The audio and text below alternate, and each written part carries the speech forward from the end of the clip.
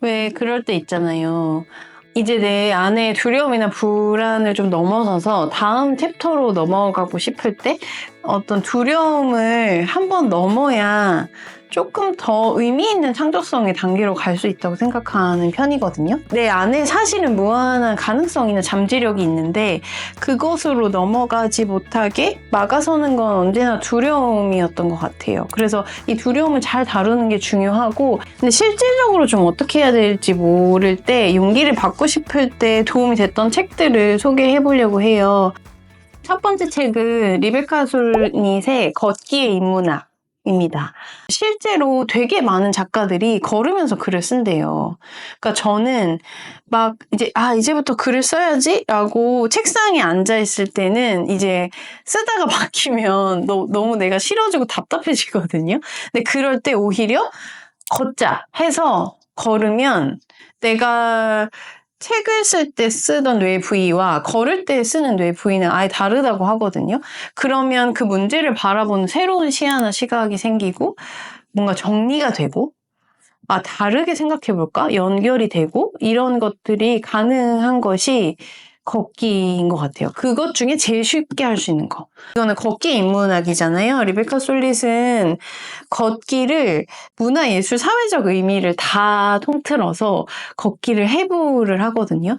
어떤 일에 몰입하거나 집중하거나 새로운 것을 만들 때 몸과 마음이 다 건강하고 깨끗한 상태여야 되잖아요. 그래서 저는 이 책에서 이 문장 되게 좋아하거든요. 보행은 몸과 마음과 세상이 한 편이 된 상태다.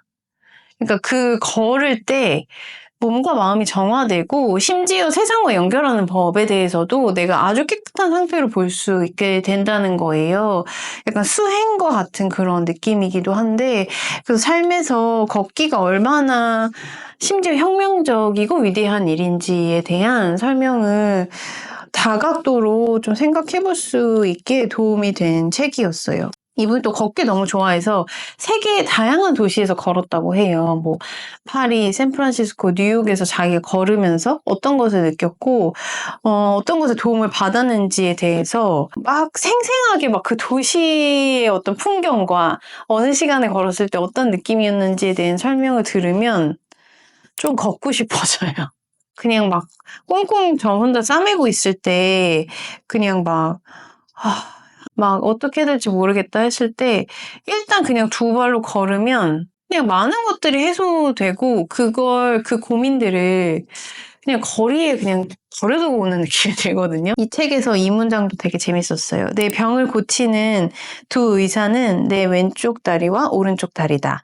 내 몸과 마음은 서로 가까운 곳에 살고 있어서 한쪽이 병에 걸리면 예외 없이 다른 쪽도 병에 걸리는데, 그렇게 몸과 마음이 병에 걸렸을 경우에도 그 두 의사를 부르기만 하면 병이 낫는다는 것을 나는 알고 있다. 우리가 몸이 건강하지 않은데 마음이 건강하다 이런 거 되게 힘들잖아요. 아니면 마음이 병들었는데 몸은 완전 건강한 상태다. 이런 상황도 별로 없는 것 같아요. 이제 막 한 발짝 내디뎌 보고 싶다. 실제로 걷는 건 내딛는 행위잖아요.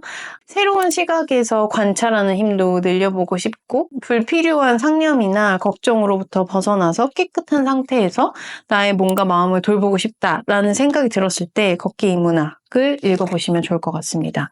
정말 추천하는 책이고요. 두 번째 책은 필스터치의 툴스라는 책입니다. 이게 넷플릭스에도 다큐멘터리가 있어요. 그래서 만약에 부터 보기 힘들다라고 생각하는 분들은 그 다큐멘터리를 먼저 한번 보시는 것도 추천하는데요. 이 책에는 내 삶을 좀 바꿀 수 있는 변화의 도구들 5개의 툴이 소개가 돼요. 저는 이 내용 중에서 제일 좋아하는 툴이 하나가 있어요. 뭐냐면 두 번째, 고통의 벽을 뛰어넘는 도구. 이걸 너무 좋아해서 저 사실 되게 힘들었을 때 시시때때로 이걸 했어요. 사실 고통은 뭉게구름처럼 실체도 없고 나를 해할 수도 없고 나를 어떻게 바꿀 수도 없는 구름 같은 존재라고 설명을 하거든요. 그래서 눈을 감고 구름을 떠올리게 해요. 그 구름이 다가온다고 생각하고 나를 관통한다고 했을 때 어떤 느낌인지. 이게 그 구름이 다가올 때 하는 얘기가 되게 재밌어요. 자, 나를 무너뜨리려거든 한번 해봐. 고통의 상황을 계속 그 감정을 떠올리고, 자, 나를 무너뜨리려거든 한번 해봐. 어디 한번 해보시지. 그리고 이런 약간 돌 플러스 아이 같은 문장도 나와요. 나는 고통이 좋아. 나는 고통이 좋아. 나는 고통이 좋아. 이거를 하고 맨 마지막에 그 구름이 나를 통과했을 때 고통이 나를 놓아준다. 이거를 되뇌이게 하거든요. 근데 저는 너무 힘들었을 때는 이거 할 때 정말 눈물이 많이 났어요. 진짜 와, 별거 아니었구나. 그냥 고통은 안개처럼 사라졌구나. 이런 거를 되게 심상황에서 떠올려보고 연습할 수 있으니까 우리가 상담 현장이나 막 좋은 사람과의 대화 늘 24시간 할 수 없잖아요. 이건 언제든 할 수 있어요. 그냥 눈을 감고 하면 되거든요. 그런 식으로 뭐 발표나 어떤 긴장되는 일이 있어서 당장에 어떤 극강의 긴장 상황이랑 마주했을 때 쓸 수 있는 툴, 막 이런 게 나오거든요. 어떤 사람에 대한 분노를 느꼈을 때 쓸 수 있는 툴, 이런 것들이 나와서 정말 삶에서 우리가 당장 연습해보고 써먹을 수 있는 여러 가지 툴들이 나와서 상황에 맞춰서 여러분이 해보고 싶은 혹은 요즘의 내 상황과 되게 연결되어 있는 툴이다 라는 생각이 드는 챕터부터 먼저 읽으셔도 되거든요. 그러니까 병렬식으로 되어 있어서 살펴보고 연습하는데 도움이 되셨으면 좋겠어요. 저는 이 책 읽으면서 좀 심각하게 거의 모든 장에 너무 좋습니다. 실용적이어서 너무 좋고요. 마지막 책은 빅매직. 너무 좋아하는 책이에요. 엘리자베스 길버트의 책이고 작가님의 더 유명한 다른 책이 있지만 이 책을 전 훨씬 더 좋아해요. 두려움을 넘어서 창조성으로 가는 법에 대한 이야기를 하고 저는 이런 얘기 되게 좋아하는 것 같아요. 그러니까 두려움을 다루는 법에 대한 얘기도 좋아하지만 그 두려움을 뛰어넘었을 때 내 안에 얼마나 더 무한하고 숨겨져 있던 잠재력과 가능성을 만날 수 있는지에 대한 이게 허상이나 허세가 아니라 정말로 그렇다고 믿는 거거든요. 내 안에 두려움이 없다면 할 수 있는 많은 것들을 내가 묻어놓고 사는데 사실은 그 두려움을 뛰어넘었을 때 내가 어떤 존재가 될 수 있는지에 대해서 본인의 경험 그리고 주변 사람의 경험을 아주 세세하게 소개하거든요. 그 점이 되게 좋았어요. 이 휴식북클럽에서도 휴식크루들이랑 읽을 때 공통적으로 밑줄 그었던 문장 중에 하나가 이거였어요. 창조적 삶을 살기 위해서 당신은 그 누구의 허락도 받을 필요가 없다. 왜냐? 나는 창조적인 사람이기 때문에. 우리는 그냥 태어날 때부터 창조를 하는 예술적인 인간이고 그것을 하기 위해서 어떤 허락, 허가, 뭐 타이틀 이런 거 필요 없고 그냥 그렇게 살면 된다는 거예요. 용기와 응원을 엄청나게 주는 책이기도 하고요. 그리고 창조적이기 위해서 아주 특출나거나 아주 능력이 탁월해야 된다고 설명하지 않아요. 오히려 진실해야 된다. 정말 어떤 창작을 진실하게 해냈을 때 거기에 최대한 진실성을 담으려고 했을 때 그 창조성은 아주 위대한 것이 된다라고 설명을 하고요. 또 하나 창조는 나를 위해서 해야 된다고 이야기해요. 이 작가님도 사실 먹고 기도하고 사랑하라가 엄청 베스트셀러에 올랐었는데 그 책이 첫 책이 아니었고 세 번째 책인가? 그랬었다고 해요. 근데 그러고 나서 그 다음 책은 또 잘 안 됐었고 뭐 이런 식으로 어떤 세상이 내 창조성이나 작업물에 반응해주는 것은 내가 통제할 수 없는 영역인데 그럼에도 불구하고 이걸 계속하는 것은 그냥 나를 위해서라고 하는 말이 너무 와닿았거든요. 책은 나를 위해서 써야 된다.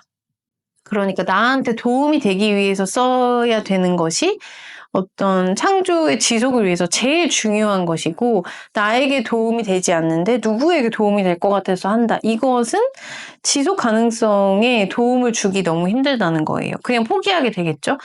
내 얘기가 진짜 세상에 도움이 될까도 되게 저는 어떤 큰 두려움인 것 같아요. 많은 창작자들이 생각하는 이제 막 앞으로 나아가 보려고 한다. 나를 믿고 한 걸음을 떼보려고 한다.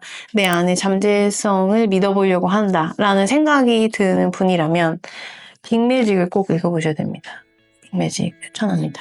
뭔가 하고 싶어서 마음 차오를 때 있잖아요. 이제부터 영상을 해볼까? 이제부터 글을 써볼까? 오히려 친구한테 상담하면 낙담하는 경우가 많은 것 같거든요. 현실적인 제약은 100가지예요, 사실. 못할 이유를 막 얘기해주죠. 가족이나 친구들은.